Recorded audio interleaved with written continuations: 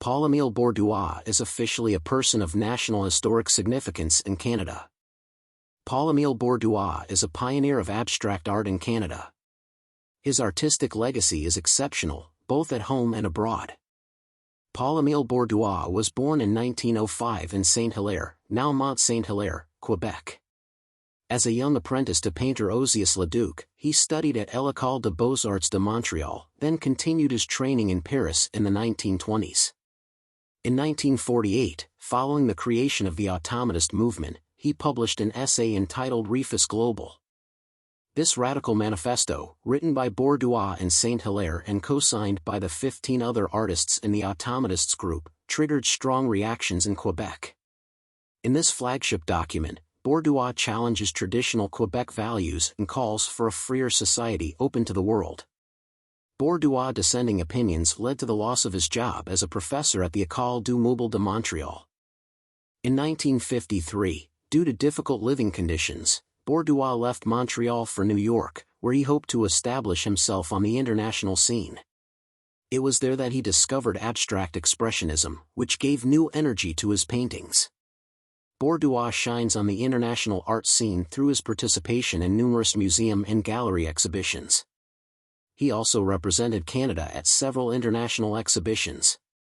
In 1960, he was posthumously awarded the Guggenheim International Award for his painting The Black Star, 1957, which is considered to be one of his masterpieces.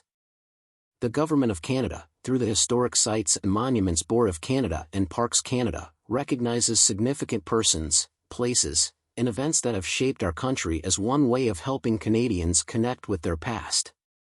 By sharing these stories, we hope to foster understanding and reflection on the diverse histories, cultures, legacies, and realities of Canada's past and present. The Honourable Steven Guilbeault, Minister of Environment and Climate Change and Minister responsible for Parks Canada, said, "National historic designations reflect turning points in Canada's history. Together they tell the story of who we are and bring us closer to our past, enriching our understanding of ourselves, each other and our country." One of the greatest artists in Quebec's history, Paul-Émile Borduas helped promote progressive ideas in the province. His outstanding body of work is particularly well represented in Canadian museums, and he remains one of the most influential Canadian painters of the 20th century. Paul-Émile Borduas, born in Saint-Hilaire, Paul-Émile Borduas, 1905 to 1960, apprenticed as a religious artist and became the leader of the automatist movement. Read his biography here. The designation by the Government of Canada of Paul-Émile Borduas, 1905 to 1960, as a national historical person highlights his importance to the history of Canadian art and, more broadly, to the history of Quebec and modern Canada. Borduas' leadership and commitment to the search for new artistic practices led to the founding of the automatist movement, which continues to inspire many contemporary artists. This designation is an opportunity for Canadians to take a closer look at a pivotal period in our history, and to learn more about the legacy of Paul-Émile Borduas. Genevieve Letourneau, General Manager, Mont-Saint-Hilaire Museum of Fine Arts. Quick facts. In the early 1940s, under the influence of European avant-garde movements such as Surrealism and the writings of André Breton, Borduas abandoned his figurative style and turned to abstract painting within what later became known as the automatist movement. Shortly afterward, he formed the automatists group with other young artists. In the years preceding his death, Borduas exhibited his work in London, 1957 and 1958, Dusseldorf, 1958, and Paris, 1959.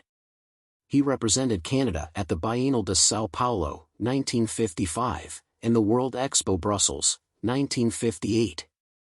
He died in Paris on February 22, 1960, of cardiac arrest at the age of 55. Public nominations largely drive the designation process under Parks Canada's National Program of Historical Commemoration. To date, more than 2,260 designations have been made nationwide. To nominate a person, place, or historical event in your community, submit a nomination process, requirements, suggestions, review, approval, and criteria. Created in 1919, the Historic Sites and Monuments Board of Canada advises the Minister of Environment and Climate Change regarding the national significance of persons, places, and events that have marked Canada's history. Together with Parks Canada, the board ensures that subjects of national historical significance are recognized under Parks Canada's National Program of Historical Commemoration and that these important stories are shared with Canadians. Parks Canada is committed to working with Canadians in our efforts to tell broader, more inclusive stories in the places that it manages.